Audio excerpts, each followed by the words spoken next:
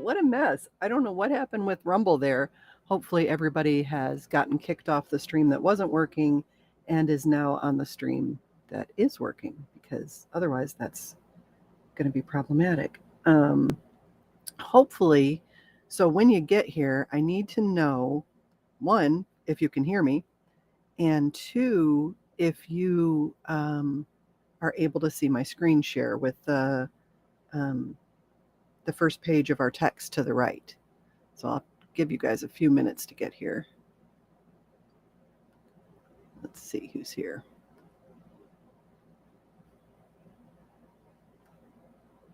I'm not hearing anything.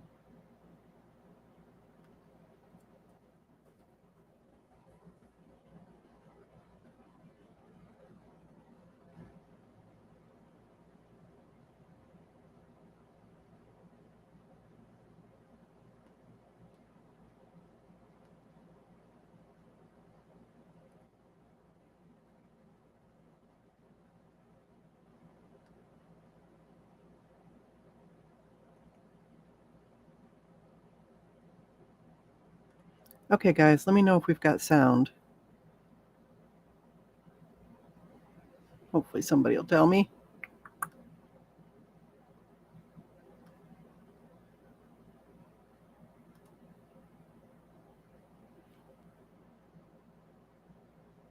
All right, guys, if you're watching, let me know if we have sound. I see I've got 2 watching. I'm one of them, so I can't tell me, but I think we do. Let me see if I turn it up here. There, do we have sound? Yep, looks like we have sound. Okay, good. All right, I'm going to start. If for some reason you can't hear me, please let me know. That way we can get that fixed, but it looks like we're working. Wasn't sure how it was going to work on the screen share. I hope you had a great 4th of July. Where is my live chat?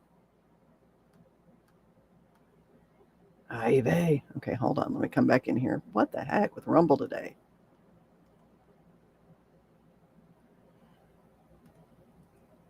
Sorry, I hate it when we have issues right at the beginning. Do you know why I hate it when we have issues right at the beginning? I will tell you why.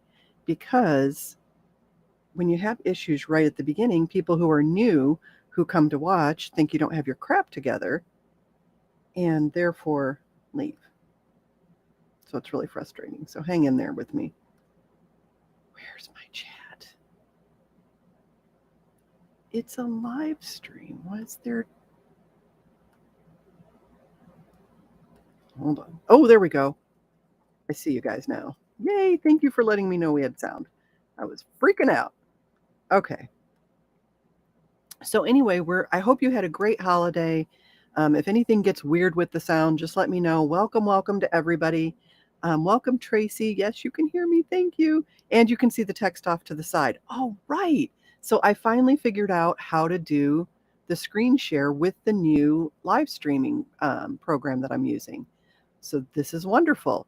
So I hope you had a great 4th of July. We got to see my daughter and her family were in town for the weekend, so that was great. Not seeing me on Rumble. Try refreshing, because I'm getting comments on Rumble. You guys see me, right? Okay. Hopefully that fixed. Hopefully we're good over there. Let me look and see on mine here, if I can find my channel. Yeah, I'm there. Just hit refresh. I see me. Okay. I don't think I need to even have the EV mugs open anymore. So anyway, we had a really good weekend. My daughter was down, the kids were down, and that's just always awesome because they live 6 hours, 5.5, 6 hours away, and so we don't get to see them a whole lot. And I mean, it rained and rained. There were terrible storms in Lexington.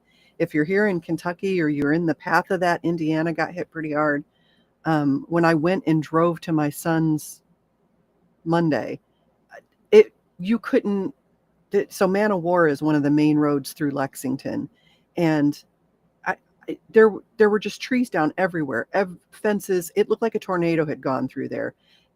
When I was going through the neighborhoods, there were still trees down in the road, and the storm was Sunday, so it was a bad one. We didn't get hit too bad here, but boy, they really got it. It was crazy. There we go. Okay, everybody's working now. So, and I would just ask you guys, I know we all pray for each other, and I've got you guys on my prayer list for different things. If you have something resolved, let me know because I've been praying for you guys. But my son, my youngest son, who's engaged, and they're trying to plan a wedding, they had to call off their wedding or postpone their wedding because with this economy, they now cannot find an affordable place to live.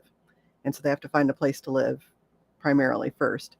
And if that weren't bad enough, the poor guy was driving home from work, and this kid is so independent. I mean, never asks for help for anything. Actually moved out on his own before he graduated from high school, which just killed me. But I just knew it was something he needed to do, and I knew he was close by. He was like 2 miles away, so I could check on him really easily.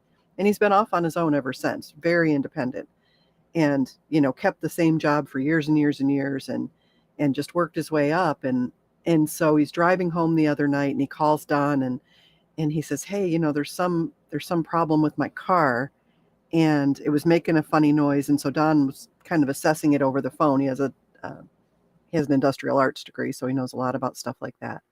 And we thought we could just limp it along and get it home, and then it made an exploding sound in the engine. Thank God nobody was hurt. Didn't actually explode. It just made that big bang sound. And we're worried it's a catastrophic mechanical failure, to which, he's not going to be able to afford to fix because they're trying to find a place to live.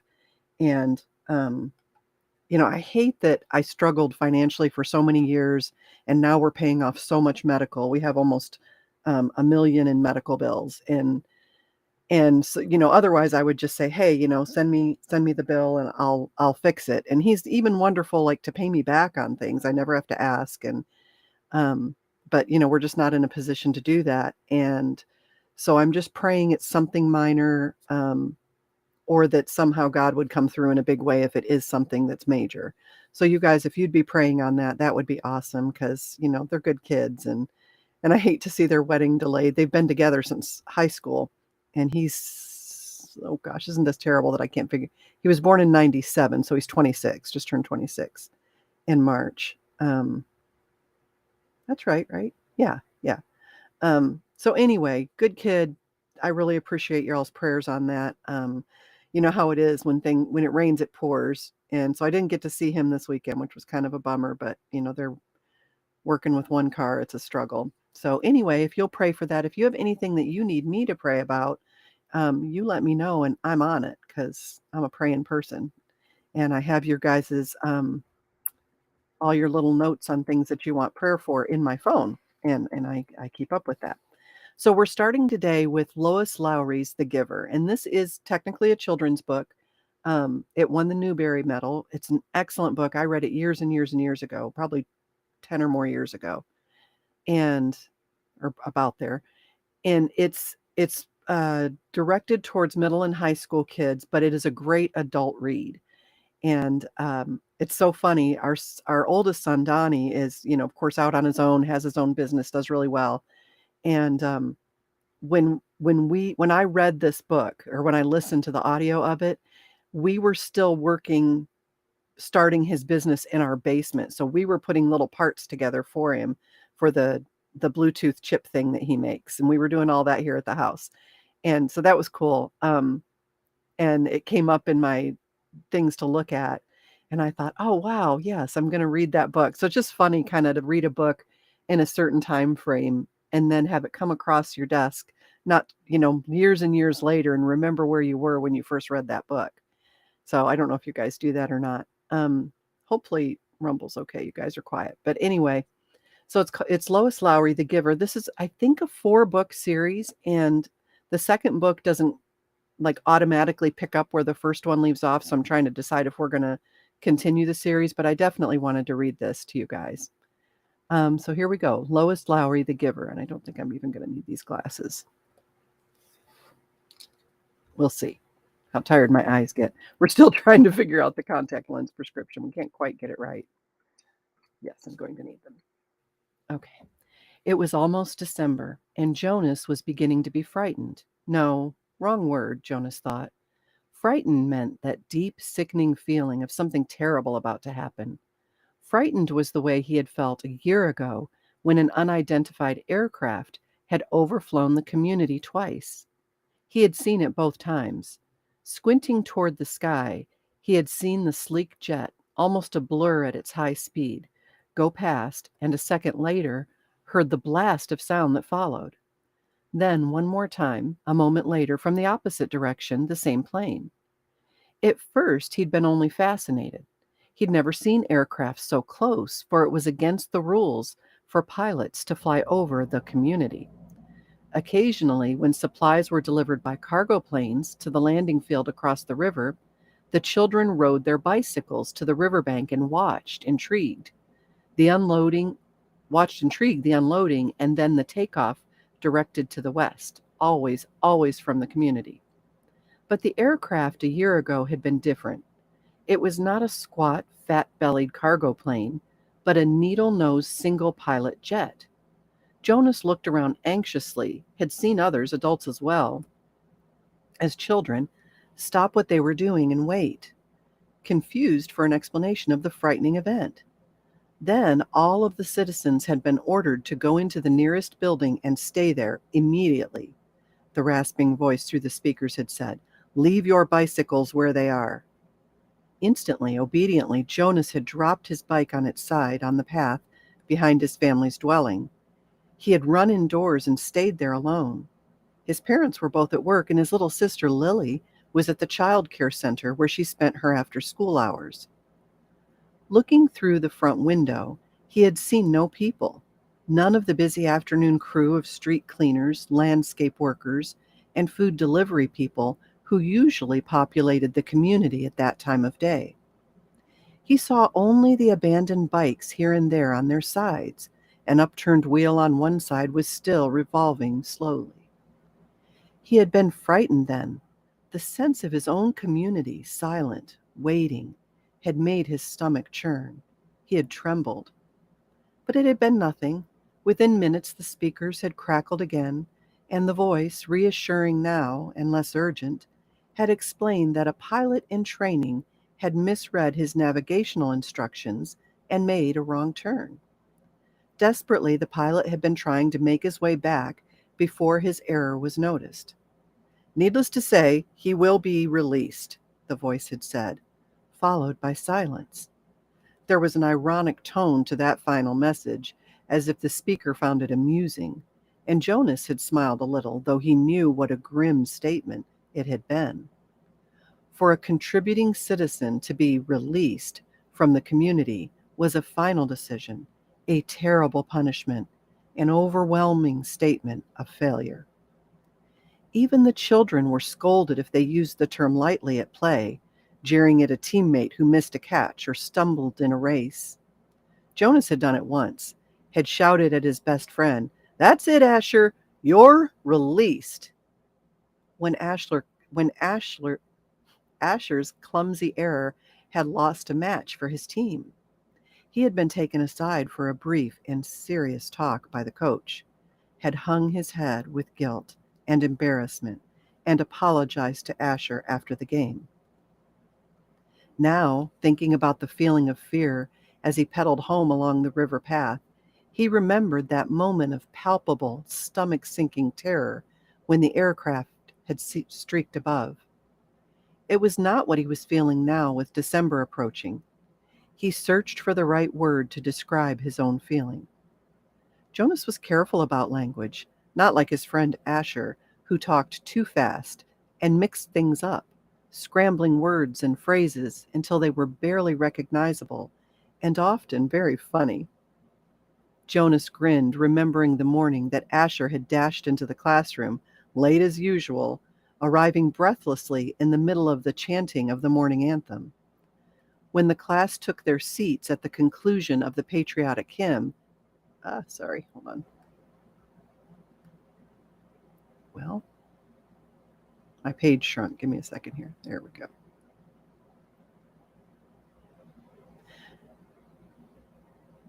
When the class took their seats at the conclusion of the patriotic hymn, Asher remained standing to make his public apology, as was required. "I apologize for inconveniencing my learning community." Asher ran through the standard apology phrase rapidly, still catching his breath. The instructor and class waited patiently for his explanation. The students had all been grinning because they had listened to Asher's explanations so many times before. I left home at the correct time, but when I was riding along near the hatchery, the crew was separating some salmon. I guess I just got distraught watching them. I apologized to my classmates, Asher continued. He smoothed his rumpled tunic and sat down. We accept your apology, Asher. The class recited the standard response in unison. Many of the students were biting their lips to keep from laughing. I accept your apology, Asher, the instructor said. He was smiling. And I thank you, because once again you have provided an opportunity for a lesson in language. Distraught is too strong an adjective to describe salmon viewing. He turned and wrote distraught on the instructional board. Beside it, he wrote distracted. Jonas, nearing his home now, smiled at the recollection. Thinking still as he wheeled his bike into its narrow port beside the door, he realized that frightened was the wrong word to describe his feelings. Now that December was almost here, it was too strong an adjective. He had waited a long time for this special December. Now that it was almost upon him, he wasn't frightened, but he was eager, he decided. He was eager for it to come. And he was excited, certainly. All of the 11s were excited about the event that would be coming so soon. But there was a little shudder of nervousness when he thought about it, about what might happen. Apprehensive, Jonas decided. That's what I am. Who wants to be first tonight for feelings? Jonas's father asked at the conclusion of their evening meal. It was one of the rituals, the evening telling of feelings. Sometimes Jonas and his sister Lily argued over turns, over who would get to go first. Their parents, of course, were part of the ritual. They too told their feelings each evening. But like all parents, all adults, they didn't fight and wheedle for their turn. Nor did Jonas tonight. His feelings were too complicated this evening. He wanted to share them, but he wasn't eager to begin the process of sifting through his own complicated emotions, even with the help that he knew his parents could give. You go, Lily, he said, seeing his sister, who was much younger, only a 7, wiggling with impatience in her chair. I felt very angry this afternoon, Lily announced. My childcare group was at the play area, and we had a visiting group of 7s, and they didn't obey the rules at all. One of them, a male, I don't know his name, kept going right to the front of the line for the slide, even though the rest of us were all waiting. I felt so angry at him. I made my hand into a fist like this. She held up a clenched fist, and the rest of the family smiled at her small, defiant gesture. Why do you think the visitors didn't obey the rules? Mother said. Lily considered and shook her head. I don't know. They acted like animals, Jonas suggested. He laughed. That's right, Lily said, laughing too. Like animals. Neither child knew what the word meant exactly, but it was often used to describe someone uneducated or clumsy, someone who didn't fit in. Where were the visitors from? Father asked. Lily frowned, trying to remember. Our leader told us when he made the welcome speech, but I can't remember. I guess I wasn't paying attention. It was from another community. They had to leave very early, and they had their midday meal on the bus. Mother nodded. Do you think it's possible that their rules may be different, and so they simply didn't know what your play area rules were? Lily shrugged and nodded. I suppose. You've visited other communities, haven't you? Jonas asked. My group has often. Lily nodded again. When we were 6s, we went and shared a whole school day with the group of 6s in their community. How did you feel when you were there? Lily frowned. I felt strange because their methods were different. They were learning usages that my group hadn't learned yet, so we felt stupid. Father was listening with interest. I'm thinking, Lily, he said, about the boy who didn't obey the rules today. Do you think it's possible that he felt strange and stupid, being in a new place with rules that he didn't know about? Lily pondered that. Yes, she said finally. I feel a little sorry for him. Jonas said, even though I don't even know him, I feel sorry for anyone who is in a place where he feels strange and stupid. How do you feel now, Lily? Father asked, still angry. Still angry? I guess not, Lily decided. I guess I feel a little sorry for him, and sorry I made a fist, she grinned. Jonas smiled back at his sister. Lily's feelings were always straightforward, fairly simple, usually easy to resolve. He guessed that his own had been too when he was a 7. He listened politely, though not very attentively, while his father took his turn, describing a feeling of worry that he'd had that day at work, a concern about one of the new children who wasn't doing well. Jonas's father's title was nurturer. He and the other nurturers were responsible for all the physical and emotional needs of every new child during its earliest life. It was a very important job, Jonas knew, but it wasn't one that interested him much. What gender is it? Lily asked. Male, Father said. He's a sweet little male with a lovely disposition, but he isn't growing as fast as he should, and he doesn't sleep soundly. We have him in the extra care section for supplementary nurturing, but the committee's beginning to talk about releasing him. Oh, no, Mother murmured sympathetically. I know how sad that must make you feel.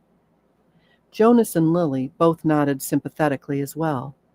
Release of new children was always sad, because they hadn't had a chance to enjoy life within the community yet, and they hadn't done anything wrong.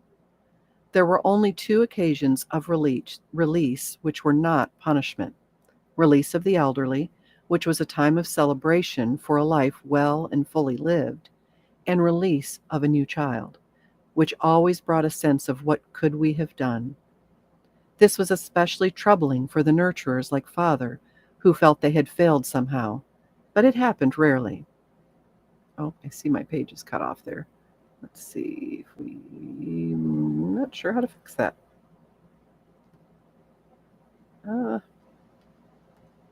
Let's make it wider here. Well, I think that's the best it's going to get. Give me just a second here and we'll expand that out a little bit. Sorry, I didn't realize it wasn't giving you the whole page. There we go. Much better. All right. Well, Father said, I'm going to keep trying. Well, I may ask the committee for permission to bring him here at night, if you don't mind. You know what the night crew nurturers are like. I think this little guy needs something extra. Of course, Mother said, and Jonas and Lily nodded. They had heard Father complain about the night crew before. It was a lesser job, night crew nurturing, assigned to those who lacked the interest or skills or insight for the more vital jobs of the daytime hours. Most of the people on the night crew had not even been given spouses because they lacked somehow the essential capacity to connect to others, which was required for the creation of a family unit. Maybe we could even keep him, Lily suggested sweetly, trying to look innocent. The look was fake, Jonas knew. They all knew. Lily, Mother reminded her, smiling, you know the rules. 2 children, 1 male, 1 female, to each family unit. It was written very clearly in the rules. Lily giggled. Well, she said, I thought maybe just this once. Next, Mother, who held a prominent position at the Department of Justice, talked about her feelings. Today, a repeat offender had been brought, well, come on now, before her. Someone who had broken the rules before. Someone who she hoped had been adequately and fairly punished, and who had been restored to his place, to his job, his home, his family unit. To see him brought before her a second time caused her overwhelming feelings of frustration and anger, and even guilt that she hadn't made a difference in his life. I feel frightened too, for him, she confessed. You know that there's no third chance. The rules say that if there's a third transgression, he simply has to be released." Jonas shivered. He knew it happened. There was even a boy in his group of 11s whose father had been released years before. No one ever mentioned it. The disgrace was unspeakable. It was hard to imagine. Lily stood up and went to her mother. She stroked her mother's arm. From his place at the table, Father reached over and took her hand. Jonas reached for the other. One by one, they comforted her. Soon she smiled, thanked them, and murmured that she felt soothed. The ritual continued. "Jonas," Father asked, "your last tonight?" Jonas sighed. This evening he almost would have preferred to keep his feelings hidden, but it was, of course, against the rules. "I'm feeling apprehensive," he confessed, glad that the appropriate descriptive word had finally come to him. "Why is that, son?" His father looked concerned. "I know there's really nothing to worry about," Jonas explained, "and that every adult has been through it. I know you have, Father, and you too, Mother. But it's the ceremony that I'm apprehensive about. It's almost December." Lily looked up, her eyes wide. "The ceremony of 12, she whispered in an odd voice. Even the smallest children, Lily's age and younger, knew that it lay in the future for each of them. "I'm glad you told us of your feelings," Father said. "Lily," Mother said, beckoning to the little girl, "go on now and get into your night clothes. Father and I are going to stay here and talk to Jonas for a while." Lily sighed, but obediently she got down from her chair. "Privately?" she asked. Mother nodded. "Yes," she said. "This talk will be a private one with Jonas." Chapter 2.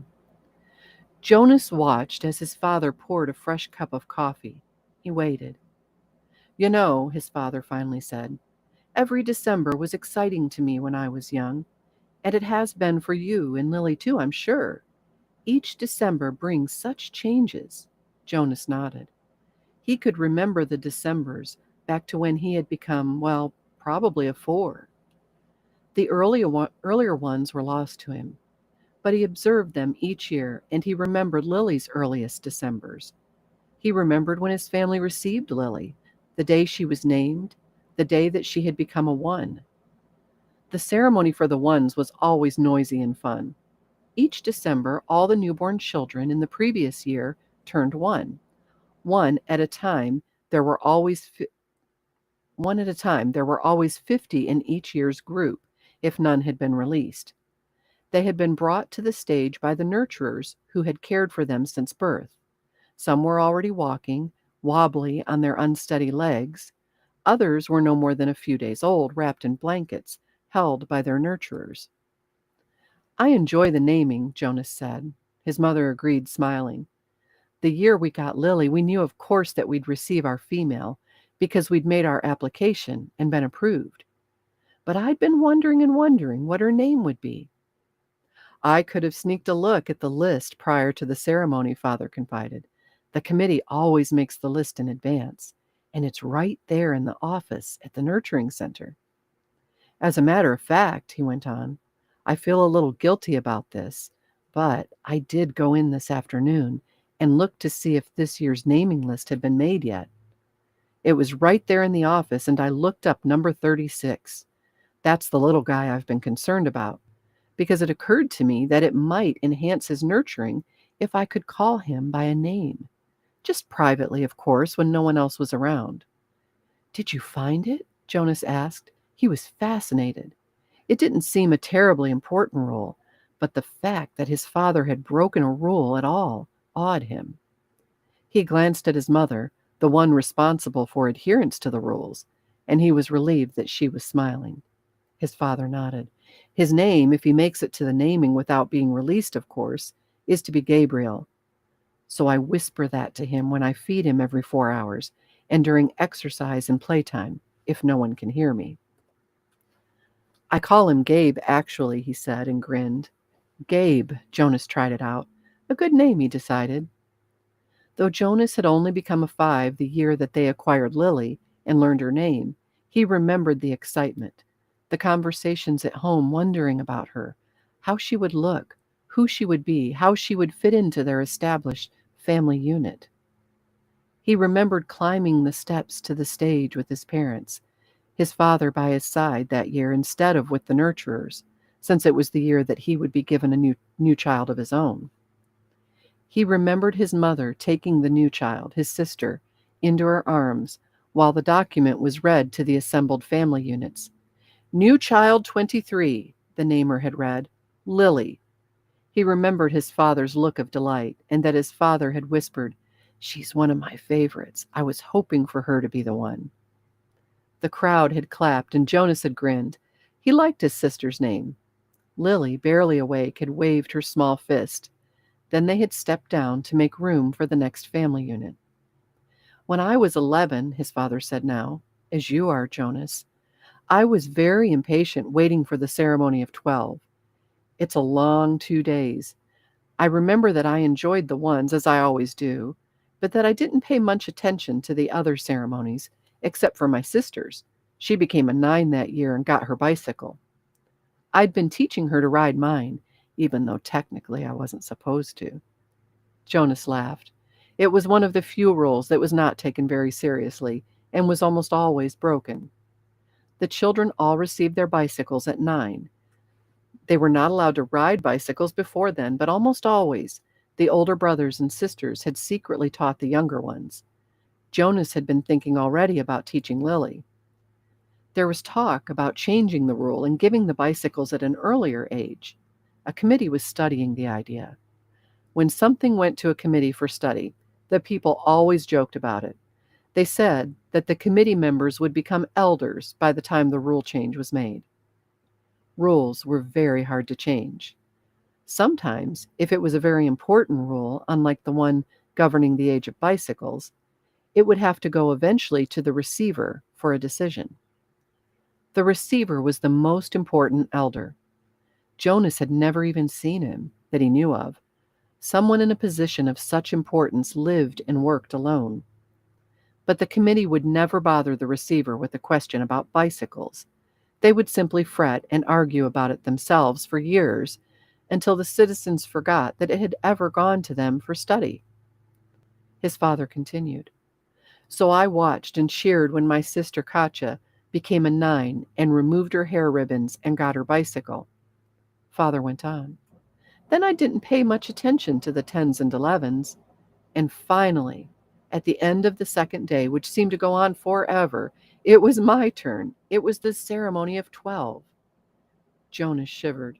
He pictured his father, who must have been a shy and quiet boy, for he was a shy and quiet man, seated with his group, waiting to be called to the stage. The ceremony of 12 was the last of the ceremonies, the most important.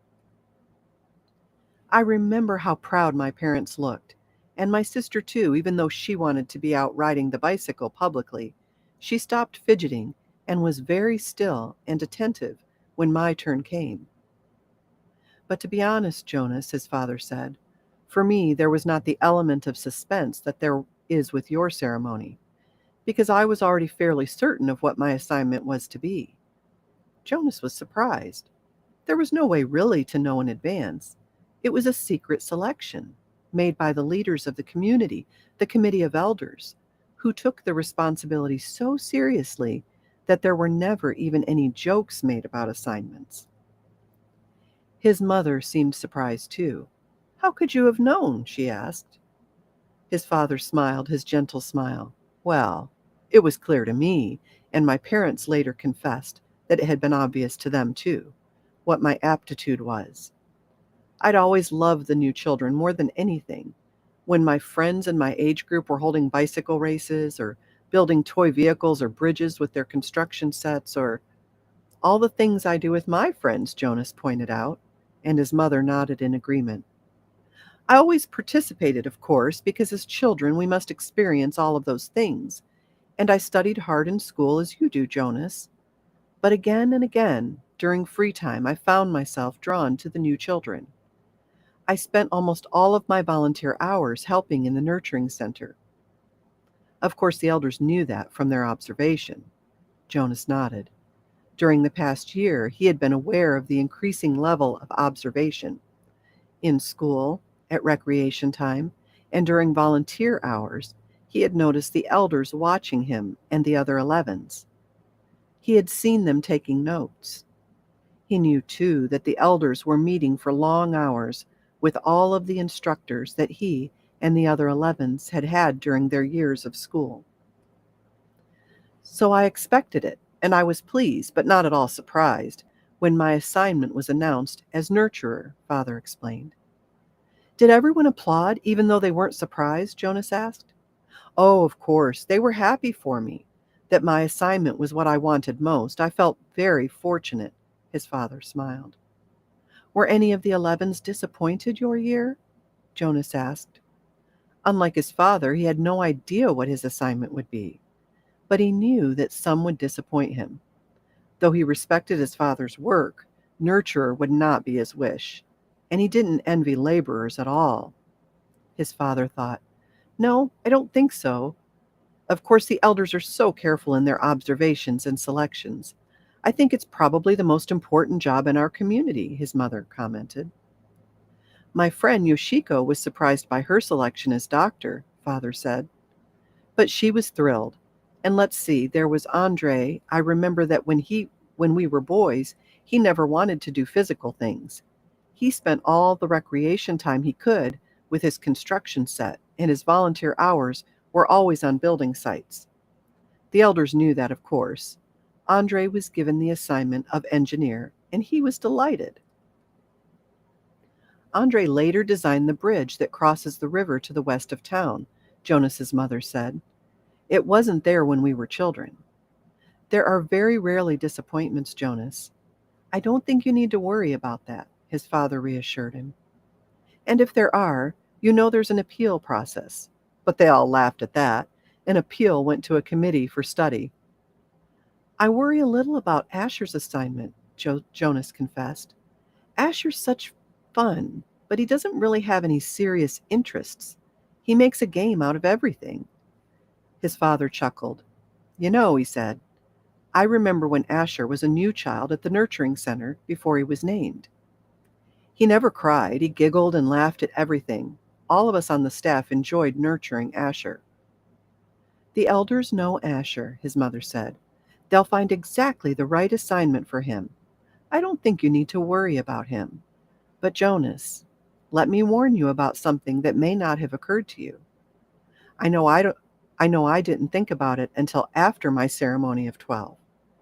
What was that? Well, it's the last of the ceremonies, as you know. After 12, age isn't important. Most of us even lose track of how old we are as time passes, though the information is in the Hall of Open Records, and we could go and look it up if we wanted to. What's important is the preparation for adult life and the training you will receive in your assignment. I know that, Jonas said. Everyone knows that. But it means, his mother went on, that you'll move into a new group, and each of your friends will. You'll no longer be spending your time with your group of 11s. After the ceremony of 12, you'll be with your assignment group, with those in training. No more volunteer hours, no more recreation hours, so your friends will no longer be as close. Jonas shook his head. Asher and I will always be friends, he said firmly, and there will still be school. That's true, his father agreed. But what your mother said is true as well. There will be changes. Good changes, though, his mother pointed out. After my ceremony of 12, I missed my childhood recreation, but when I entered my training for law and justice, I found myself with people who shared my interests. I made friends on a new level.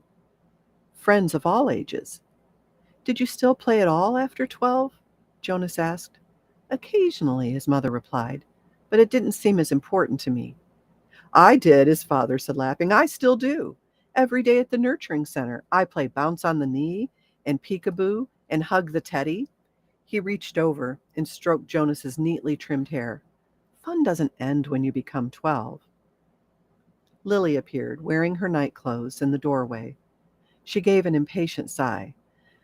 This is certainly a very long, private conversation, she said. And there are certain people waiting for their comfort object. Lily, her mother said fondly, you're very close to being 8. And when you're an 8, your comfort object will be taken away. It will be recycled to the younger children. You should be starting to go off to sleep without it. But her father had already gone to the shelf and taken down the stuffed elephant, which was kept there. Many of the comfort objects, like Lily's, were soft, stuffed, imaginary creatures. Jonas's had been called a bear. Here you are, Lily Billy, he said. I'll come up and help you remove your hair ribbons. Jonas and his mother rolled their eyes, yet they watched affectionately as Lily and her father headed to her sleeping room with the stuffed elephant that had been given to her as her comfort object when she was born. His mother moved to her big desk and opened her briefcase. Her work never seemed to end, even when she was at home in the evening. Jonas went to his own desk and began to sort through his school papers for the evening's assignments, but his mind was still on December and the coming ceremony. Though he had been reassured by the talk with his parents, he hadn't the slightest idea what assignment the elders would be selecting for his future, or how he might feel about it when the day came. Chapter 3. Oh, look, Lily squealed in delight. Isn't he cute? Look how tiny he is. And he has funny eyes like yours, Jonas. Jonas glared at her. He didn't like it that she had mentioned his eyes. He waited for his father to chastise Lily, but father was busy unstrapping the carrying basket from the back of his bicycle. Jonas walked over to look. It was the first thing Jonas noticed as he looked at the new child peering up curiously from the basket. The pale eyes. Almost every citizen in the community had dark eyes. His parents did, and Lily did, and so did all of his group members and friends. But there were a few exceptions. Jonas himself and a female 5 who he had noticed had the different, lighter eyes. No one mentioned such things. It was not a rule, but was considered rude to call attention to things that were unsettling or different about individuals.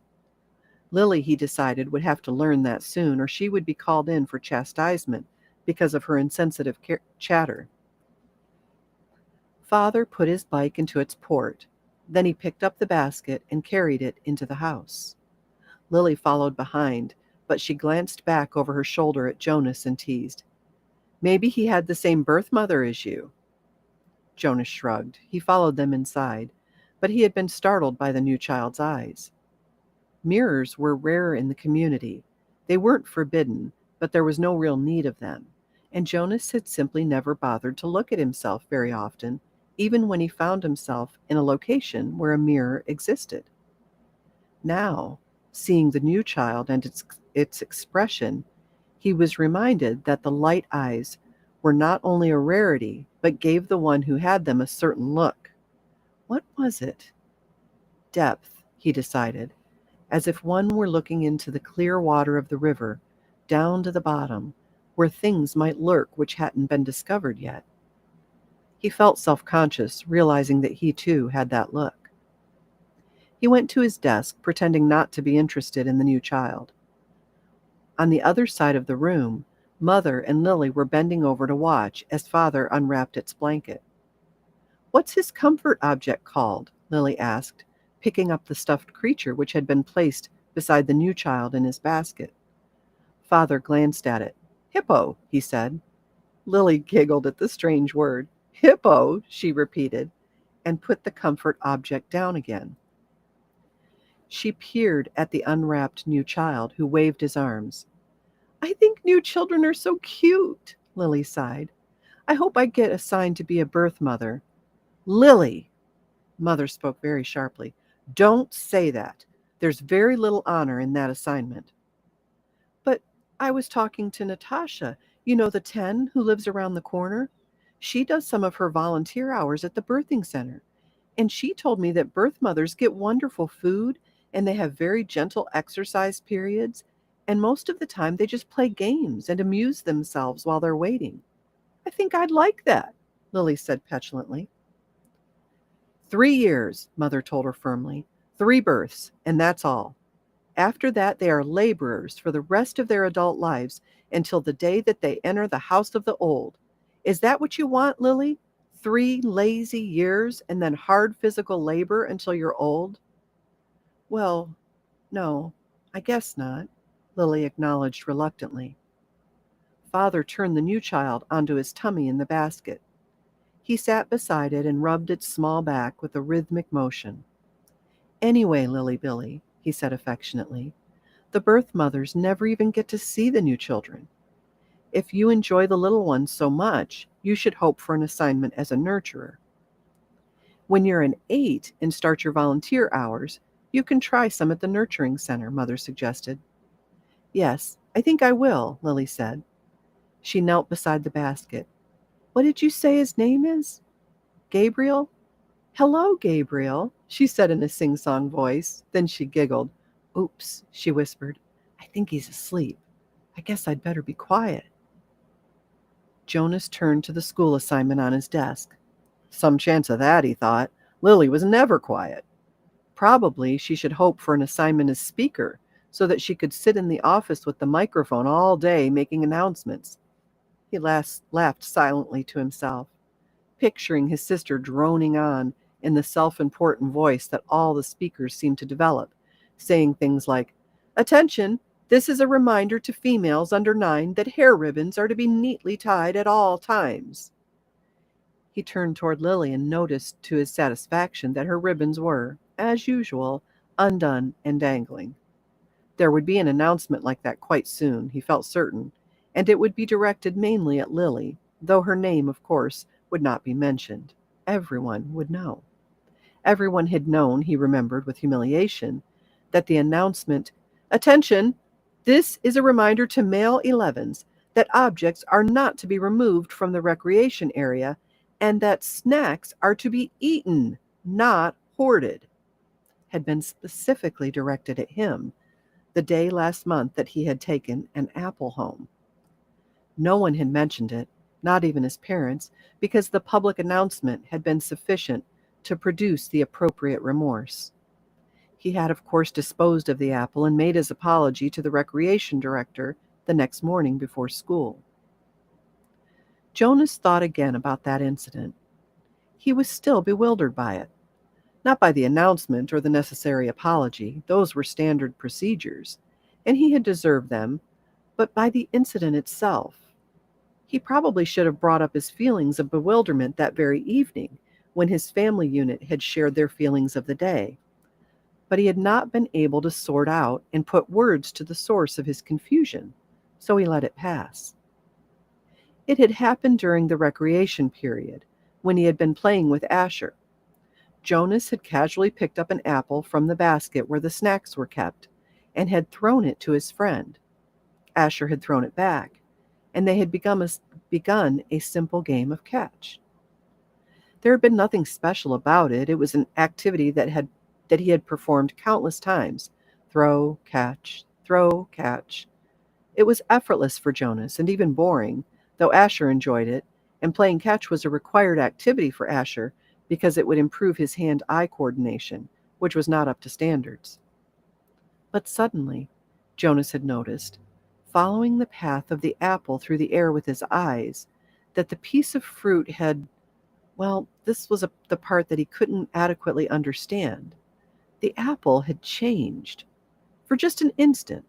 It had changed in midair, he remembered. Then it was in his hand, and he looked at it carefully, but it was the same apple, unchanged. The same size and shape, a perfect sphere. The same nondescript shade, about the same shade as his own tunic. There was absolutely nothing remarkable about that apple. He tossed it back and forth between his hands a few times, then thrown it again to Asher. And again, in the air, for an instant only, it had changed. It had happened 4 times. Jonas had blinked, looking around, and then tested his eyesight, squinting at the small print on the identification badge attached to his tunic. He read his name quite clearly. He could also clearly see Asher at the other end of the throwing area, and he had no problem catching the apple. Jonas had been completely mystified. Ash, he called. Does anything seem strange to you about the apple? Yes, Asher called back, laughing. It jumps out of my hand and onto the ground.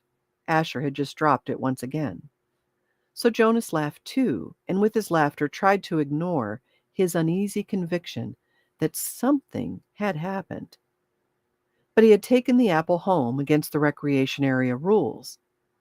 That evening, before his parents and Lily arrived at the dwelling, he had held it in his hands and looked at it carefully. It was slightly bruised now because Asher had dropped it several times, but there was nothing at all unusual about the apple. He had held a magnifying glass to it. He had tossed it several times across the room, watching, and then rolled it around and around on his desktop, waiting for the thing to happen again. But it hadn't. The only thing that happened was the announcement later that evening over the speaker, the announcement that had singled him out without using his name, that had caused both of his parents to glance meaningfully at his desk where the apple still lay. Now, sitting at his desk, staring at his schoolwork as his family hovered over the new child in its basket, he shook his head, trying to forget the odd incident. He forced himself to arrange his papers and try to study a little before the evening meal. The new child, Gabriel, stirred and whimpered, and father spoke softly to Lily, explaining the feeding procedure as he opened the container that held the formula and equipment. The evening proceeded as all evenings did in the family unit, in the dwelling, in the community, quiet, reflective, a time for renewal and preparation for the day to come.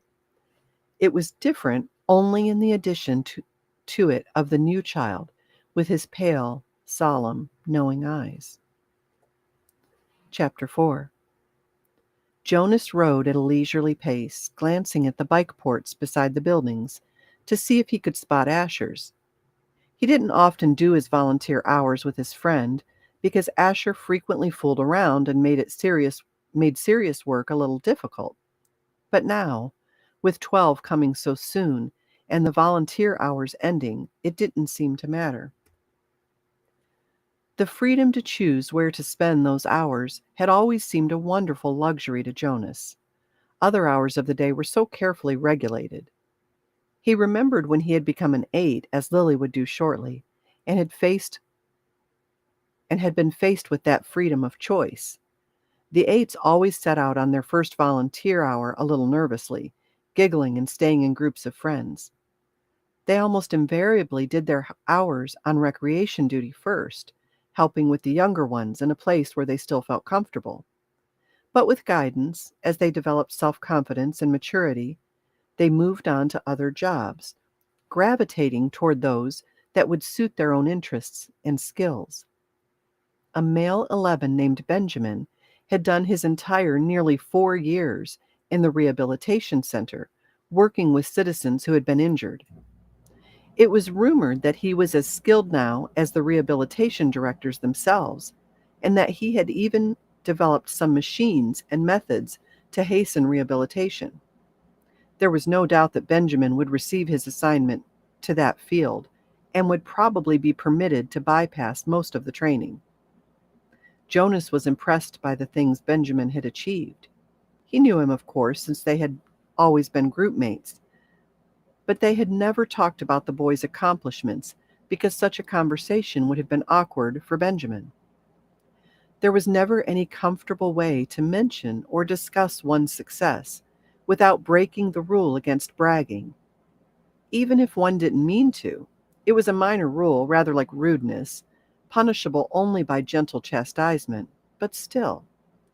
Better to steer clear of an occasion governed by a rule which would be so easy to break. The area of dwellings behind him, Jonas rode past the The area of dwellings behind him, Jonas rode past the community structures, hoping to spot Asher's bicycle, parked beside one of the small factories or office buildings. He passed the child care center, where Lily stayed after school, and the play areas surrounding it. He rode through the central plaza and the large auditorium where public meetings were held. Jonas slowed and looked at the name tags on the bicycles. The bangs are killing me.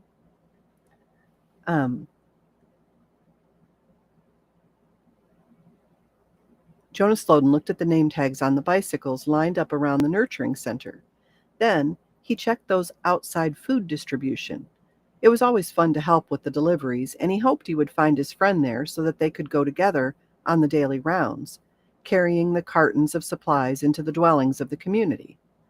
But he finally found Asher's bicycle leaning as usual instead of upright in its port, as it should have been at the house of the old.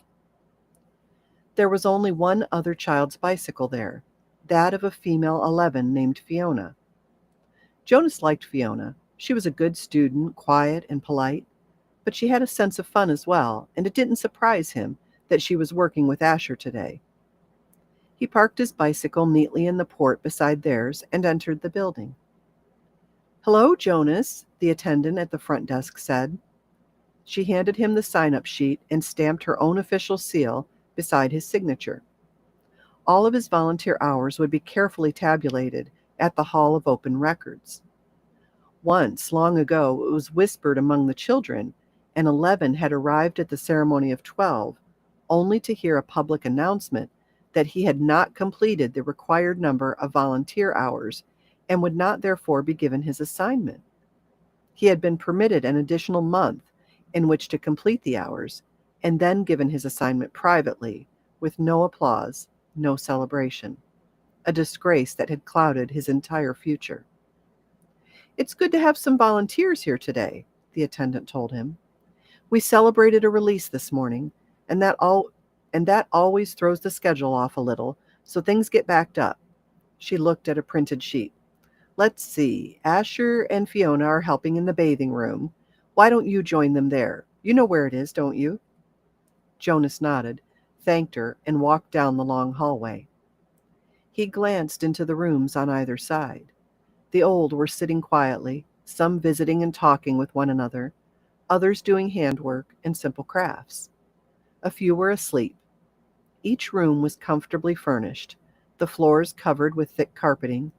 It was a serene and slow-paced place, unlike the busy centers of manufacture and distribution where the daily work of the community occurred. Jonas was glad that he had, over the past years, chosen to do his hours in a variety of places so that he could experience the differences. He realized, though, that not focusing on one area meant he was left with not the slightest idea, not even a guess, of what his assignment would be. He laughed softly, thinking about the ceremony again. Jonas, he teased himself, but he suspected that with that date so near, probably all of his friends were too. He passed a caretaker, walking slowly with one of the old in the hall. "Hello, Jonas," the young uniformed man said, smiling pleasantly.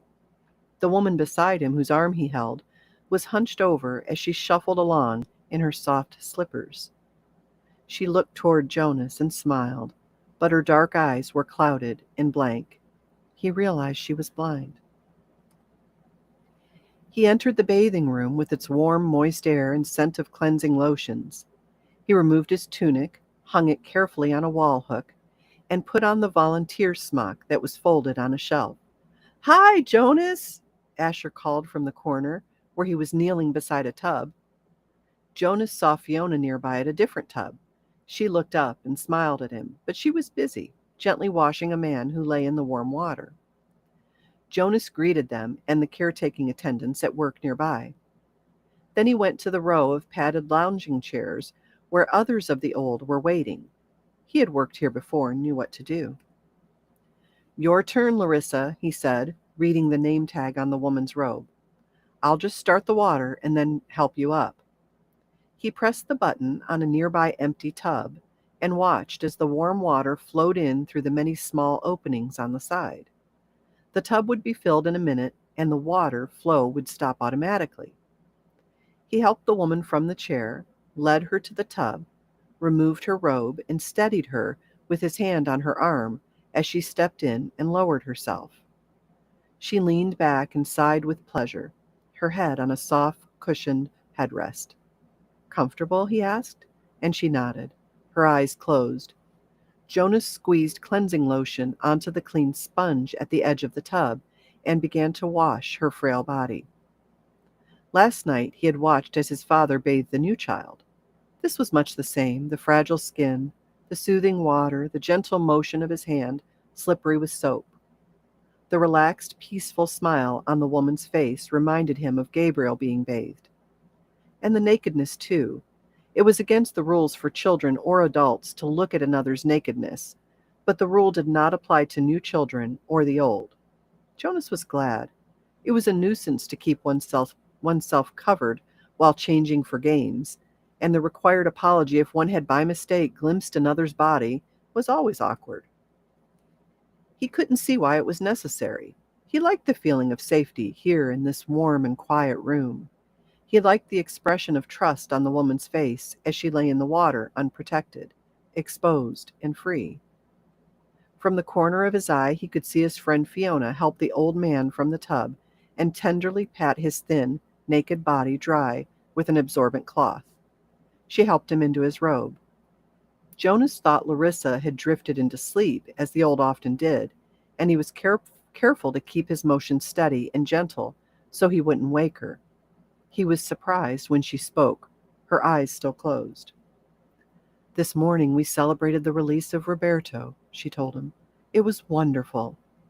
"I knew Roberto," Jonas said. "I helped with his feeding the last time I was here just a few weeks ago. He was a very interesting man." Larissa opened her eyes happily. "They told his whole life before they released him," she said. "They always do. But to be honest," she whispered with a mischievous look, "some of the tellings are a little boring. I've even seen some of the old fall asleep during tellings. When they released Edna recently, did you know Edna?" Jonas shook his head. He couldn't recall anyone named Edna. "Well, they tried to make her life sound meaningful, and of course," she added primly, "all lives are meaningful. I don't mean that they aren't. But Edna, my goodness, she was a birth mother. And then she worked in food production for years until she came here. She never even had a family unit." Larissa lifted her head and looked around to make sure no one else was listening. Then she confided, "I don't think Edna was very smart." Jonas laughed. He rinsed her left arm, laid it back in the water, and began to wash her feet. She murmured with pleasure as he massaged her feet with the sponge. "But Roberto's life was wonderful," Larissa went on after a moment. "He had been an instructor of 11s. You know how important that is? And he'd been on the planning committee, and goodness, I don't know how he found the time. He also raised two very successful children, and he was also the one who did the landscaping design for the Central Plaza. He didn't do the actual labor, of course. Now you're back. Lean forward, and I'll help you sit up."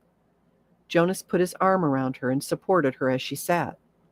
He squeezed the sponge against her back and began to rub her sharp-boned shoulders. "Tell me about the celebration." "Well, there was the telling of his life. That's always first. Then the toast. We all raised our glasses and cheered. We chanted the anthem. He made a lovely goodbye speech, and several of us made little speeches wishing him well. I didn't, though. I've never been fond of public speaking. He was thrilled. You should have seen the look on his face when they let him go." Jonas slowed the strokes of his hand on her back thoughtfully.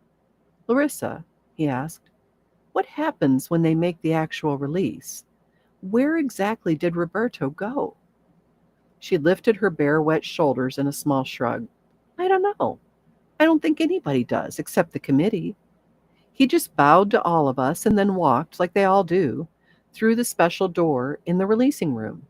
But you should have seen his look. Pure happiness, I'd call it." Jonas grinned. "I wish I'd been there to see it." Larissa frowned. "I don't know why they don't let children come. Not enough room, I guess. They should enlarge the releasing room." "We'll have to suggest that to the committee. Maybe they'd study it," Jonas said slyly, and Larissa chortled with laughter. "Right," she hooted, and Jonas helped her from the tub. Chapter 5. Usually, at the morning ritual, when family members told their dreams, Jonas didn't contribute much. He rarely dreamed. Sometimes he awoke with a feeling of fragments afloat in his sleep, but he couldn't seem to grasp them and put them together into something worthy of telling at the ritual. But this morning was different. He had dreamed very vividly the night before. His mind wandered while Lily, as usual, recounted a lengthy dream. This one, a frightening one, in which she had, against the rules, been riding her mother's bicycle and been caught by the security guards. They all listened carefully and discussed with Lily the warning that the dream had given. "Thank you for your dream, Lily," Jonas said the standard phrase automatically, and tried to pay better attention while his mother told of a dream fragment, a disquieting scene where she had been chastised for a rule infraction she didn't understand. Together they agreed that it probably resulted from her feelings when she had reluctantly dealt punishment to the citizen who had broken the major rules a second time. Father said that he had had no dreams. "Gabe?" Father asked, looking down at the basket where the new child lay, gurgling after his feeding, ready to be taken back to the nurturing center for the day. They all laughed. Dream-telling began with threes. If new children dream, no one knew. "Jonas?" Mother asked. They always asked, though they knew how rarely Jonas had a dream to tell. "I did dream last night," Jonas told them. He shifted in his chair, frowning. "Good," Father said. "Tell us." "The details aren't clear, really," Jonas explained, trying to recreate the odd dream in his mind. "I think I was in the bathing room at the House of the Old." "That's where you were yesterday," Father pointed out. Jonas nodded. "But it wasn't really the same. There was a tub in the dream, but only one, and the real bathing room has rows and rows of them. But the room in the dream was warm and damp, and I had taken off my tunic, but hadn't put on the smock, so my chest was bare. I was perspiring because it was so warm, and Fiona was there, the way she was yesterday." "Asher too?" Mother asked. Jonas shook his head. "No. It was only me and Fiona alone in the room, standing beside the tub. She was laughing, but I wasn't. I was almost a little angry at her in the dream because she wasn't taking me seriously." "Seriously about what?" Lily asked. Jonas looked at his plate. For some reason that he didn't understand, he felt slightly embarrassed. "I think I was trying to convince her that she should get into the tub of water."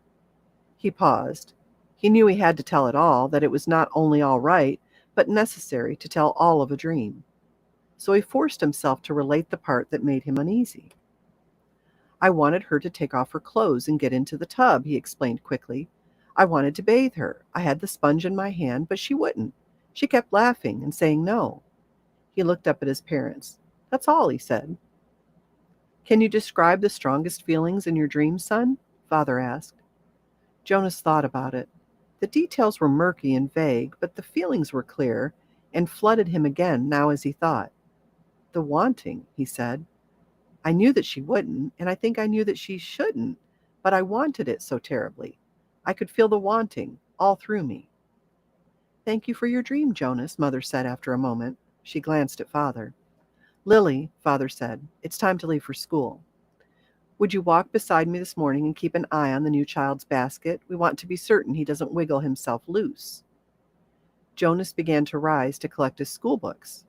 He thought it surprising that they hadn't talked about his dream at length before the thank you. Perhaps they found it as confusing as he had. "Wait, Jonas," Mother said gently. "I'll write an apology to your instructor so that you won't have to speak one for being late." He sank back down into his chair, puzzled. He waved to Father and Lily as they left the dwelling, carrying Gabe in the basket. He watched while Mother tidied the remains of the morning meal and placed the tray by the front door for the collection crew. Finally, she sat down beside him at the table. "Jonas," she said with a smile, "the feeling you described as the wanting, it was your first stirrings. Father and I have been expecting it to happen to you. It happens to everyone. It happened to Father when he was your age, and it happened to me, and it will happen someday to Lily. And very often," Mother added, "it begins with a dream." Stirrings, he had heard the word before. He remembered that there was a reference to the stirrings in the Book of Rules, though he didn't remember what it said, and now and then the speaker mentioned it. Attention, a reminder that stirrings must be reported in order for treatment to take place. He'd always ignored that announcement because he didn't understand it, and it had never seemed to apply to him in any way. He ignored, as most citizens did, many of the commands and reminders read by the speaker. Do I have to report it? He asked his mother. She laughed. You did, in the dream telling. That's enough. But what about the treatment? The speaker says the treatment must take place. Jonas felt miserable. Just when the ceremony was about to happen, his ceremony of 12, would he have to go away someplace for treatment just because of a stupid dream? But his mother laughed again in a reassuring, affectionate way. No, no, she said. It's just the pills. You're ready for the pills, that's all. That's the treatment for stirrings. Jonas brightened. He knew about the pills. His parents both took them each morning, and some of his friends did, he knew. Once he'd been headed off to school with Asher, both of them on their bikes, when Asher's father had called from the doorway, yelling, You forgot your pill, Asher. Asher had groaned good-naturedly, turning his bike, and ridden back while Jonas waited. It was the sort of thing one didn't ask a friend about, because it might have fallen into that uncomfortable category of being different. Asher took a pill each morning. Jonas did not. Always better, less rude, to talk about things that were the same. Now he swallowed the small pill that his mother handed him. That's all? He asked. That's all, she replied, returning the bottle to the cupboard. But you mustn't forget. I'll remind you for the first weeks, but then you must do it on your own. If you forget, the stirrings will come back. The dreams of stirrings will come back. Sometimes the dosage must be adjusted. Asher takes them, Jonas confided. His mother nodded, unsurprised. Many of your group mates probably do, the males at least, and they all will soon, females too. How long will I have to take them? Until you enter the house of the old, she explained, all of your adult life. But it becomes routine. After a while, you won't even pay much attention to it. She looked at her watch. If you leave right now, you won't even be late for school. Hurry along. And thank you again, Jonas, she added, and he went to the door. As he went to the door, for your dream. Pedaling rapidly down the path, Jonas felt oddly proud to have joined those who took the pills. For a moment, though, he remembered the dream again. The dream had felt pleasurable. Though the feelings were confused, he thought that he had liked the feeling that his mother had called stirrings. He remembered that upon waking, he had wanted to feel the stirrings again. Then, in the same way that his own dwelling slipped away behind him as he rounded a corner on his bicycle, the dream slipped away from his thoughts. Very briefly, a little guiltily, he tried to grasp it back, but the feelings had disappeared. The stirrings were gone. And we'll stop there at chapter 6. All right, let me see where we're at here in the chat. This hair, look at that. Look at that. What is that? Okay, comments.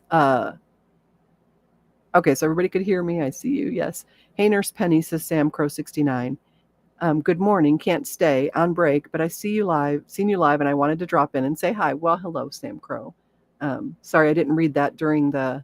Lost my chat. I didn't read that during the. For the love of Pete. Hold on, I gotta find you guys again. Let's move this over here. Oh, geez-a-loo. Anyway, it's a great book. I have to look here and see. Let's see how many chapters there are. We start 6 next week. Oh, and there's only 23. So we'll be done with this one. About the same amount of time as the other. A month, I would say. Close that. And let's find you guys again because you've gone missing. Glad you are back. Hope you are feeling well. Yeah, I took a little break. And I'm sorry that was unannounced. Things just kind of got crazy. I forgot about it being the 4th of July weekend, and my daughter had said that she was going to come and visit. Or no, let's correct that. What my daughter said was, we're thinking of coming for the 4th of July. And then she never said anything else. So I didn't know if that was still the case. And so when she called me, she said, oh, well, we got here last night. And of course I felt terrible because I didn't know they were coming. And we were trying to scramble and, get things ready. But anyway, it was nice to have a little break. And of course, But yes, definitely I'm feeling well. I do have an update on my shoulder. I'm having a CAT scan on the shoulder that I had surgery on. And we're thinking we're probably going to need a surgery because the first one wasn't done properly. So that stinks. So what they did was you have this clavicle bone here that comes over and attaches to your scapula, your shoulder blade. And when they do this surgery, they're supposed to take off about this much of that bone to keep it from grabbing and grinding. And it looks like what the first surgeon did was just kind of file down the edge. So now what I have is this filed down edge, and the bone is clicking past every time I try to raise my arm over my head or hold my arm out to the side. It's very painful, and it's just getting worse. So we're talking that will definitely have to be done. And then the bicep tendon keeps snapping out of the groove, which was supposed to have been fixed during the surgery, which they didn't fix. And so they may have to take that bicep tendon off and reattach it to a different spot so that it'll stop snapping and my arm will be stable again. So that's all I have to say about that because I don't have any nice words, so I won't say anything at all. But yeah, the recovery will be longer for that one, of course, and hopefully it won't impact hanging out here too much. I'll just be in a big old arm brace again. And not looking forward to it, especially since we have camping trips planned at the end of the month and then again at the end of July or end of August. But, we do what we have to do, right? The whole reason I had that done in the spring was so that I would be healed up by summer for camping. And it didn't work that way. So it's okay. We'll have a second surgery. Hopefully this one will fix everything. We'll get that recovery out of the way and then be good to go. Hi, Penny. I got up late. I'll listen from the beginning after. Hope you had a wonderful vacation. I did. We just went for a really short time. I thought we were going to be gone longer than we were. I got the dates wrong in my head. So we left Sunday after the last show I did. We left Sunday and we got back Wednesday. And so Sunday, by the time you get there, it's kind of late, and then we had rain rain on 2 of the days, like scary rain. And we're in this truck camper, right? So you pull the truck camper off the truck and then it stands on these 4 jacks. And it's pouring rain. I'm thinking, oh God, please don't let the camper blow away. But we did all right. Luckily, the bad storms didn't happen while we were there. I know the storms that came and hit Moorhead this past weekend, which is near where we were camping, had 70-mile-an-hour winds and hail. So I was really glad that we weren't there this weekend. And hopefully the weekend that we do go, it won't rain. But we did get to get out on the boat a little bit. We got to see 2 deer, which was really nice. It was a fawn and its mother, and they were walking along the shoreline of the lake, and the fawn fell into the water. And he struggled and struggled because they were kind of on a steeper part. And mother nudged him and got him back up. And I thought, oh my goodness, how terrible. It would have been awful if that little deer would have drowned. And so we ended up looking up if deer could swim. And I did not know this. Did you guys know that deer can swim up to 10 miles? Not babies, but, full grown adult deer can do that. I had no idea. And so very interesting that they can swim up to 10 miles. And then there are water deer in other countries, on other continents, that can swim even further. But the babies tire quickly. I just thought that was really interesting that deer could swim. And when I learned it, I thought, how silly that I didn't figure that out. Like, deer have really strong legs, so it would make sense that they would be good swimmers, but I just didn't realize they would swim that far. And so what we learned is that the deer generally will swim, to escape danger or get food, but that they can swim that far. I just thought that was really neat. Also, so we go to Cave Run Lake. It's Twin Knobs Campground. But at Cave Run Lake, there's a beach. And then across from the beach, they've got buoys up to keep you from going into this one little cove because the eaglets are in the nest. And so I think they block it off from spring when the eaglets hatch. And then they keep it blocked off. I don't know if they do it the whole season, but right now the eaglets are getting ready to leave the nest. And so we've seen bald eagles out at the lake before, just the adult ones, and it's been a couple years. And so we were wondering if they're even still out there. Couldn't find any information on it. but the area is still blocked off. So we're hoping, during the summers, those babies get out and start learning to fly, that we're going to be able to catch them. Um, and I don't know how to show you guys a video from my phone, but I did a little capture of the deer, and not when he fell in the water. And we saw the heron were out there, and they're just incredible birds. So cool. They'll actually race the pontoon. Um, they'll get next to us, and they delight in it. They'll get next to us, and they'll start swimming, and they can swim, or they can fly really fast, and they keep up for quite a while. So it was cool to watch them hunting. We didn't see any bear. We've never seen any bear out there, although there's always warnings about bear, because it's Daniel Boone National Forest, and they have bear, but we've never seen them. We went to a camp one time. I think we just drove through it outside of, or no, it was when we went to Mammoth Cave. We went to this campground at Mammoth Cave, and like a state campground, and there were deer everywhere. You get out and there'd be 5 or 6 deer in an empty camping spot, and just so cool. But you don't see them as much out at Cave Run. So we get out there early. I think we got up at 6, tried to get on the water by 6:30. And that one morning we did get to see him. So that was cool. Hopefully we'll get to see some more. I hope you guys are well. I've been watching the news, and wow. White substance found at the White House. Did you guys catch that latest story? I guess it was on Sunday. Let me pull up the story. I don't normally do this during book club, but I had to share this one because it was funny. Let's just go to Gateway. I think Gateway had it. It's just funny because Hunter was there this weekend. All right, let me find it. Anyway, they evacuated the White House over it. Let me see if I search here. White House. White substance. Anyway, I saw that and I was like, I bet I know who that belonged to. Needs to review my... What the heck is that? All right, it's taken a minute to look it up. That's strange. I've never had that happen before. Oh, yeah, here we go. Oh, yeah, this is definitely a good read. Update. So if you didn't hear this on the regular news, I'm giving it to you here. This was on July 4th, written by Jim Huff. This is from the Gateway Pundit. The cocaine stash at the Biden house was hidden in a cubby located in a storage facility in the West Wing, not the library. Authorities released more information on the cocaine found in the Biden White House. The cocaine was stashed in a cubby in a storage facility in the West Wing. The cocaine was hidden in a cubby located in the West Wing and not the library. And then they've got a picture here showing the layout, which of course I can't show you because I'm still waiting. Hopefully they've answered, Evie Mux has answered my question on how to screen share.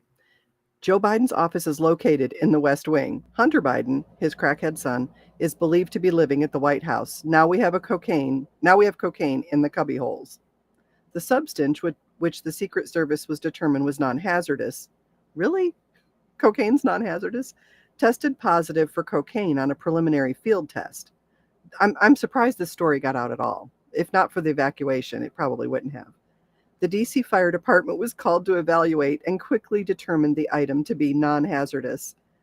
Guglielmi added, who's Guglielmi? What a name.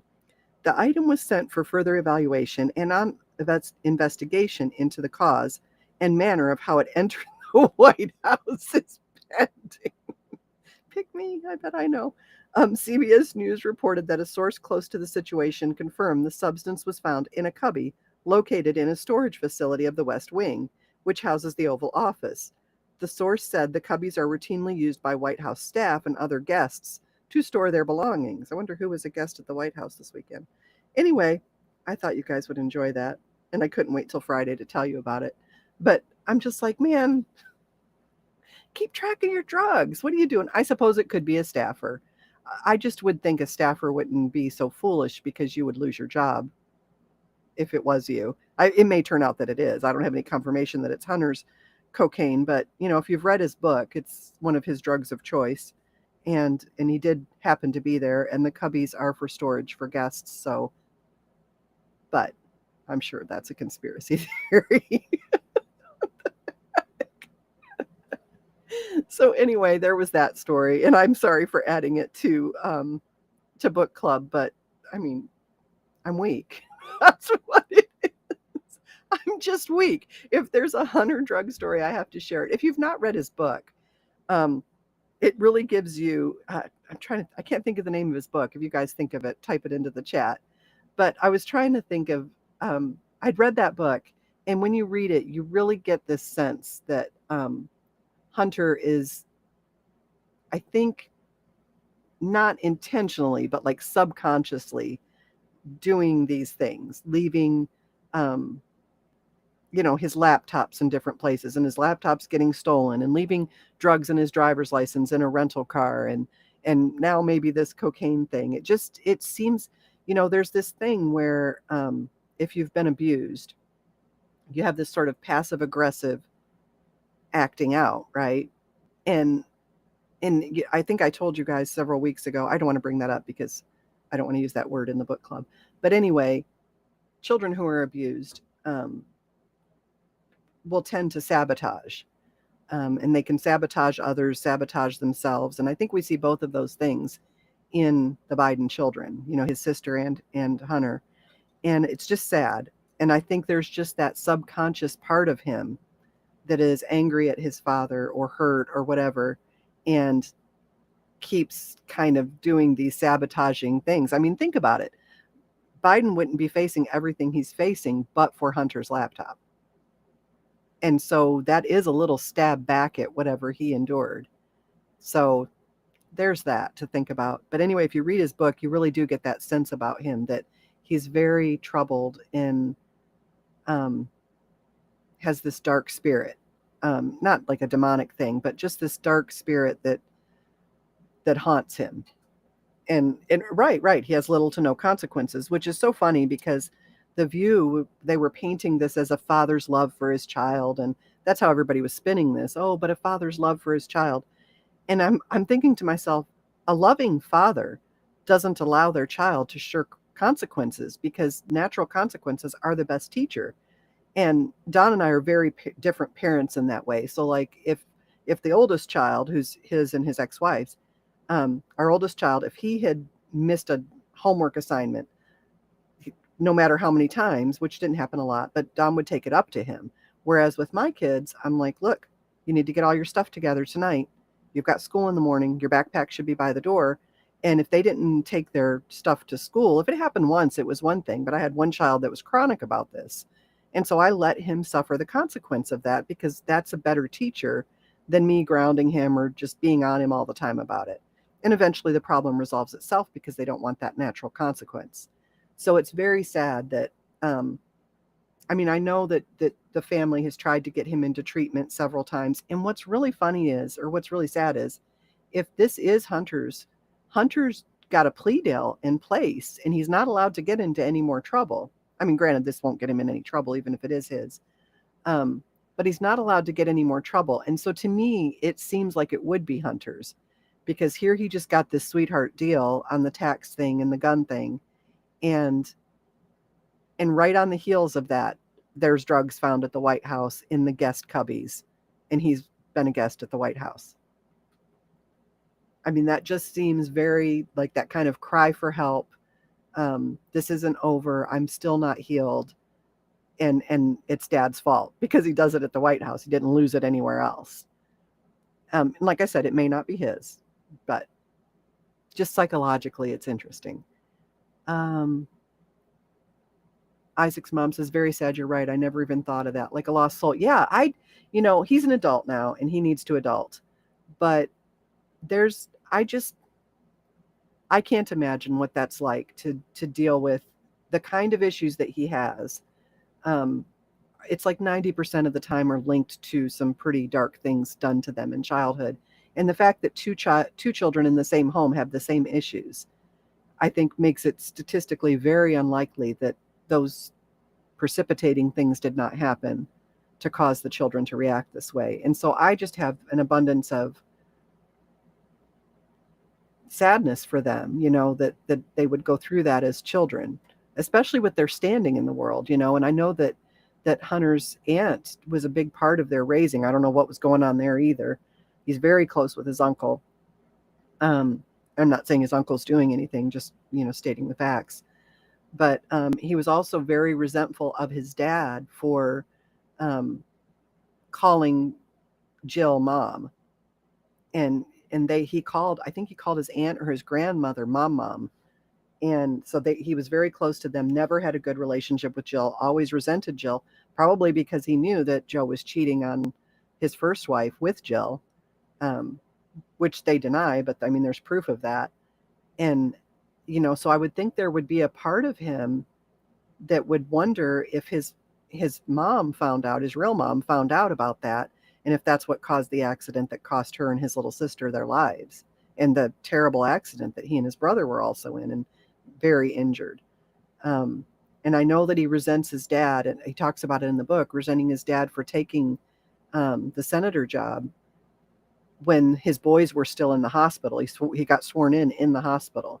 And so the boys, just lost their mom, and he takes that job, which is going to pull him away from home at a time when they really needed him. And I think Hunter's still reeling from that. And then whatever else went on that has caused these addictive behaviors that the kids have. So I just think it's very sad. Yes, Hunter's an adult, and there's a lot of stuff going on that is not drug related, as far as the money laundering and all of that stuff, which he needs to be held accountable for. But I just think it's sad that in having the opportunity to nurture and build a child, it was done in such a way that's resulted in this. And you can blame the parents for that. So there's that. That's my 2 cents on that. But we'll be back on Friday. I've got some stuff I need to do today, or I'd hang out longer. We'll be back on Friday with the regular show at 8:30 Eastern. I was scolding Salty. I can't think if it was 2 or 3 weeks ago, because he's going long on Fridays, and I'm like, hey, you're supposed to send your folks to me, and now you're going on during my time, man. I'm gonna have to give him a hard time about it. Isaac's mom says, I'm sure because of your experience with God, he filled you with compassion because of the insight. Yeah, I do think that's it. I think I would have judged him a lot more harshly before. But now I just see this broken person. And plus he had to live under the shadow of Bo, who was always the golden child. And I just think that's a lot, and then the daughter, you've read the stuff in her diary, or maybe you haven't, but it's an interesting read. I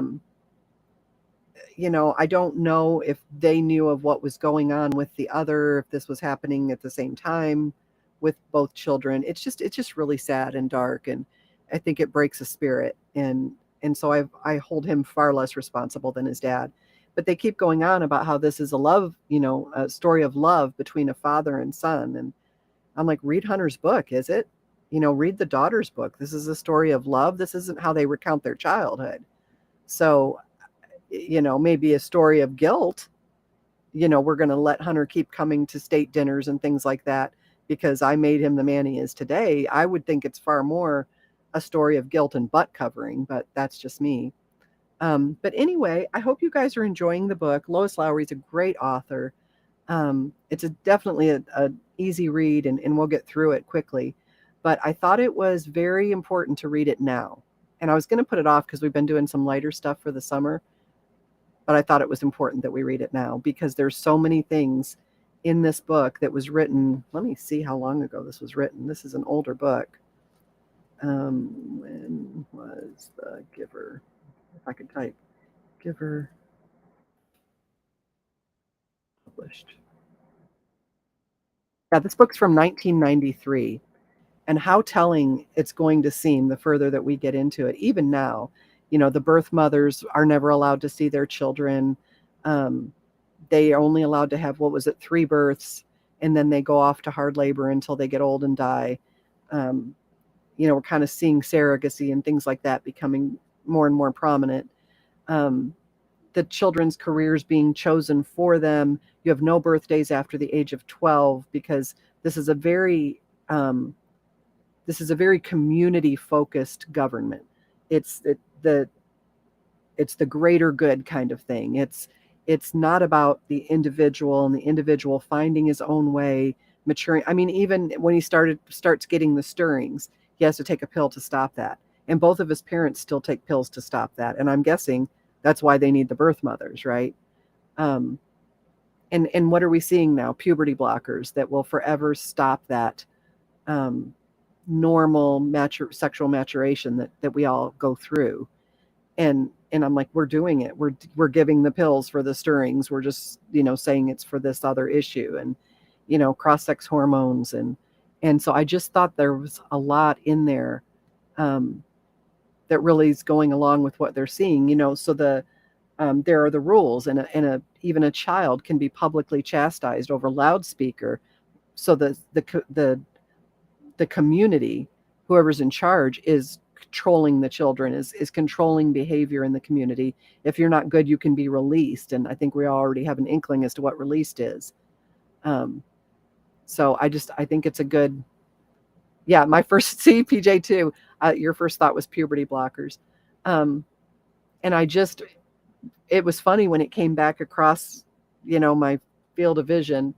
I thought, oh wow, The Giver. And so I went back and did a quick reread of it because it's not a hard read. And I thought, yeah, this is it. This is the book God wants me to read. And I got lots of suggestions. They're all good. But I'm praying over each one and asking God to direct me what to read when. Because it's not just about reading a book, it's about reading a book that speaks something to us about what we're going through now, what we're heading into, and can we change course.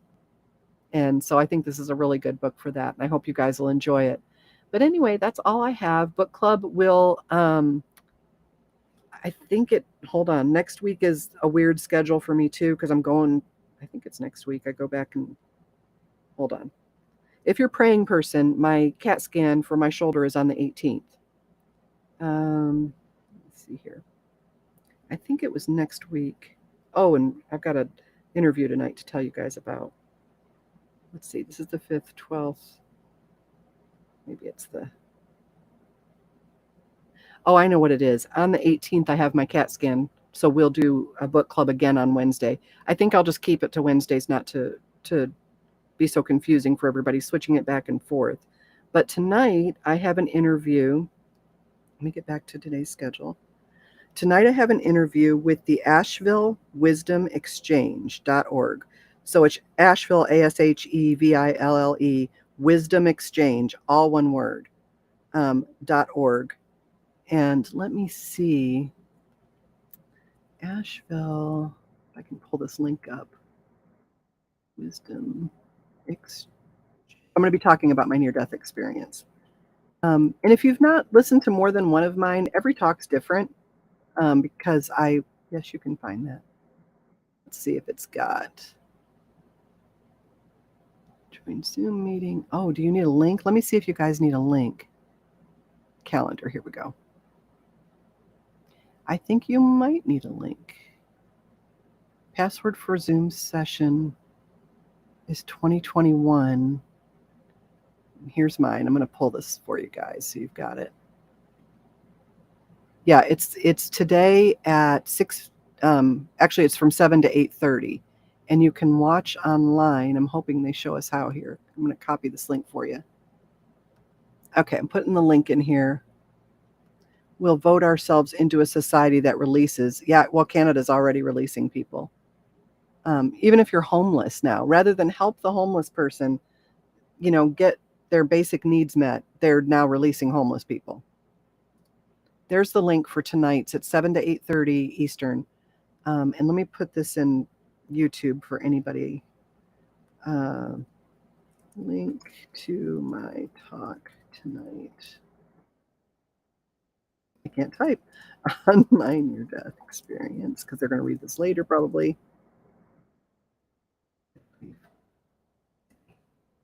And let me put that there. So there, you've got that. I'm not sure how you go about watching it. I don't know if it just comes up on that website. Oh, that's fine.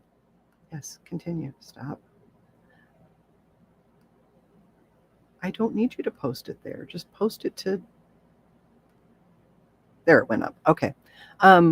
Anyway, I'm not sure how their site works. Let me look real quick here and see if there's a way to sign up for this talk. It's got my links.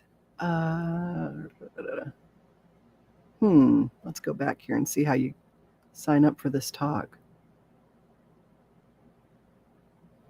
Home, about. Yeah, it doesn't really say. It says Zoom. Oh, okay. So if you go to the website and you go to the calendar of events, there's a page there, and there's like open hands with the earth in the hands. I can't screen share, I'd show you. Um, and it says join us on the first and third Wednesdays of each month. And then there's a link. There's a purple box and it says join Zoom meeting. And right below that purple box, it says the password for Zoom session is 2021. So the password's 2021. You just click on the join Zoom meeting and it'll take you into the meeting tonight. So, and I don't think there's any charge for it. Doesn't look like there is. But anyway, there's that. And you guys may enjoy that. So come on, and it'd be cool to have some of my folks there. It makes me a little less nervous about doing talks. I know you wouldn't think I'd be nervous about doing talks, but I'm weird that way. But if you show up, I'll see you tonight. If not, I will see you Friday, and then back here again on Wednesday, and I'll make sure to change the book club thing so it's clear that we're just going to go to Wednesdays. I think that's it. Let me pray us out, okay? Heavenly Father, thank you for this day and for time to get back connected with my folks that I just love so dearly. And I just pray that anybody that was affected by the storms, I cannot remember the town in Indiana where there was horrible damage. I just would pray for comfort for those people and for you to bring in the faithful to help fill their needs and care for them with provisions and whatever else is needed as they're trying to recover from the tornadoes there. And we pray for anybody that was affected by that. Father, I pray for everybody that's here in this group watching now, for everybody that'll watch later, that you would bless them. And Father, bless those who help support the show. That just really, really helps take that burden off of Don and I as we're trying to pay off medical bills and everything. And I really am so grateful to everybody who donates, no matter the amount. And I just pray that you'd bless them tenfold, pressed down, shaken together, running over, monetarily and with needed blessings in their life, because they've blessed me and helped me share your word. Father, we just thank you most of all for your son, Jesus, and it's in his name we pray. Amen. All right, guys, I love you. I will see you Friday, and then again Wednesday for book club, and we'll start in chapter 6. So I'll talk to you soon. Love you whole big bunches. Nurse Penny out.